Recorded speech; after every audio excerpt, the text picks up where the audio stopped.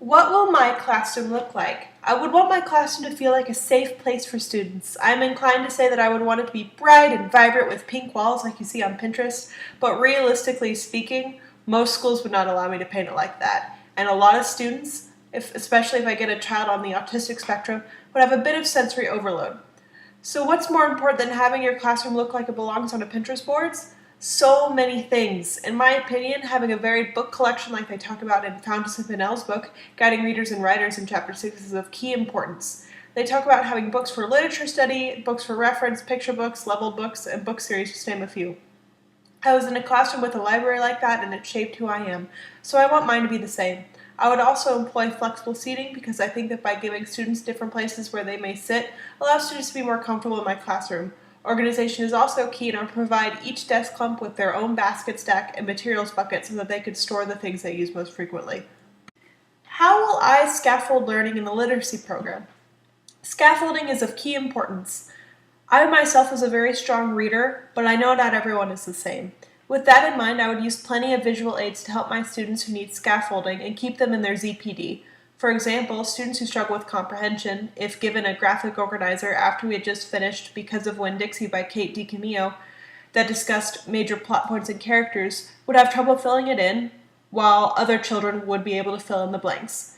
My kids who need scaffolding would need an organizer that had some of those blanks already filled in so that they could better understand what was expected from them.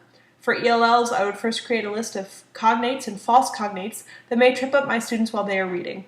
I would provide some one-on-one discussion, or if there are enough, a small group instruction about the list and pre-teach the English meaning or talk to them about why they may make the mistake.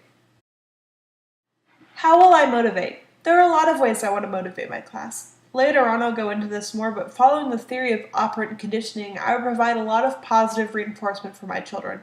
One of those ways would be to make a fuzzy jar. If a child does something exceptionally well, I would put a fuzzy for them in the fuzzy jar. Once the jar was filled up for the whole class, all the students would get a party. More frequently, though, I think I may get students who simply get worn down from school. With those students, I would empathize with them. I find that when you level with students and tell them something along the lines that, I know you're having a bad day, maybe you're tired, if you need to get water or take a break for a second, that's all right, but when you come back, I need you to try your best. After this, I would make accommodations for them where I could.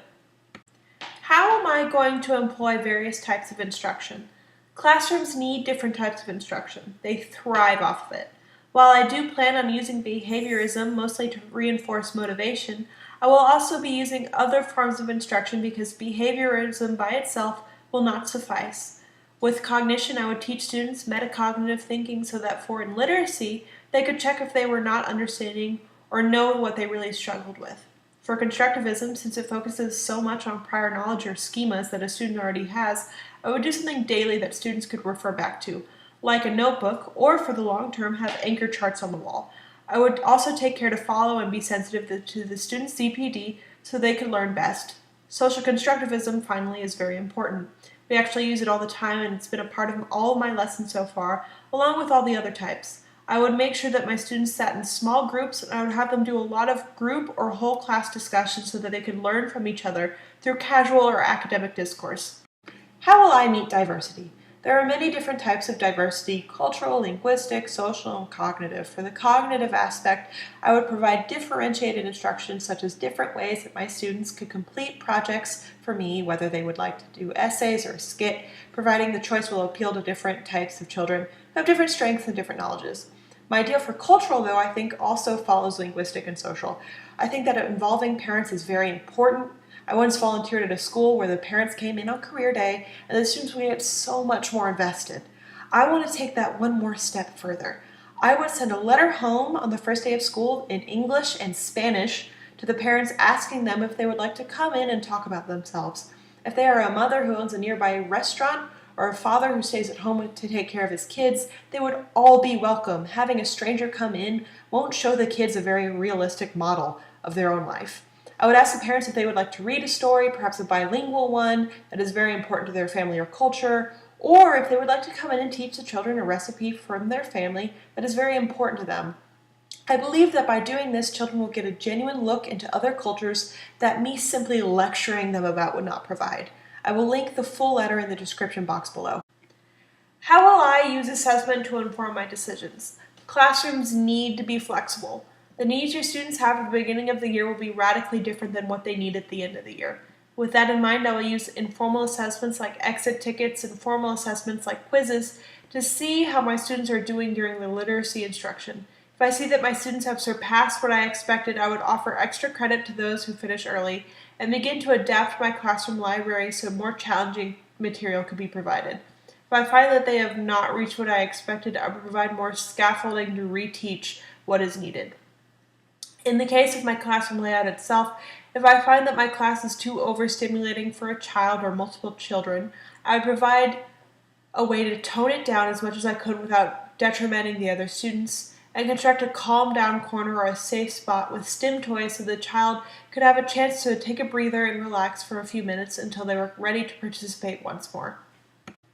My 3 research questions. For the following 3 research questions, I thought about what sort of questions would guide me to finding the best ways to help my students. For the first one, I thought, what is one of the best research-based literacy practices for my classroom? Because I want to teach the lower grades where this is especially prominent, I settled on morphology because I think it provides a setting stone for the rest of their learning. There are a few different ways, such as using foldables and matching games so the students can learn what an affix is and be able to find the meaning of it. Once the basics are done, you can teach using the PQRST model, where you give the children a word. P stands for prefix, where they define what the prefix means. QR is the queen root, where they find what the root is to find its meaning. Suffix is when the students find the suffix and define its meaning. And total, where the students combine the meanings of everything before being able to piece together the entire word. What is the best way to introduce technology to foster a culturally relevant classroom? According to Dr. Karen Barrier, there are multiple ways to do this. For example, let's say your students are reading the book The Noisy Paint Box, The Colors and Sounds of Kandinsky's Abstract Art by Barb Rosenstock, which details the life of a boy in Moscow where he discovers after finding a music box that he has synesthesia. He sees colors when he listens to music. I would read the book and then show them a video called What's It Like to Hear Colors, a VR 360-degree synesthesia experience. It would give the students a chance to really put themselves in another person's shoes. As we research Russia or synesthesia, depending on the student's choice, I would provide an up-to-date image and digital content so my children could see what sorts of problems were going on at Russia at the time, or what sort of things people with synesthesia go through. Finally, to have a true VR experience, I would employ the use of Google Cardboard. It is an inexpensive way to make VR goggles that the children can use to take virtual field trip. I could take them to Russia to see what sort of place that Kandinsky grew up in and expand their knowledge of what other cultures are like. This is only one example, and with the prevalence of VR today and the fact that technology is only growing more accessible, I think that something like this could be used frequently to reinforce a culturally relevant classroom. What are the most effective differentiated instruction strategies? According to Kathy Wesselby, there are different ways to differentiate instruction through projects, process, learning environment, and content. As I mentioned before, you can differentiate instruction through products by allowing students to choose at the end of the lesson what they want to make and to show they truly know the content. Menu boards are especially good for this purpose. Since students have different ways of learning, I would allow them different ways to gain more knowledge outside of my lessons.